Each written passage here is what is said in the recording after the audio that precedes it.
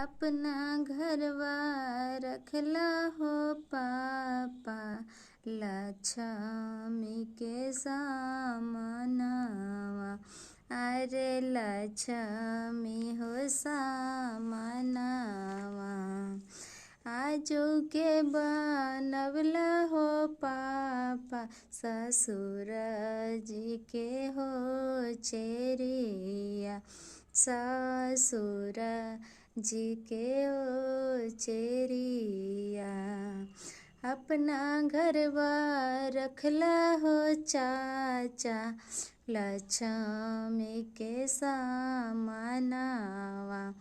अरे लक्ष्मी हो सामनवा, आजू के बनवला हो चाचा, भसुर जी के हो चेरिया।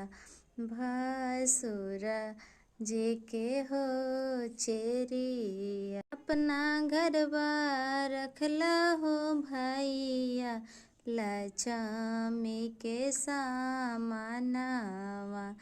अरे लक्ष्मी हो सामनवा, आजू के बनवला हो भैया, देवर जी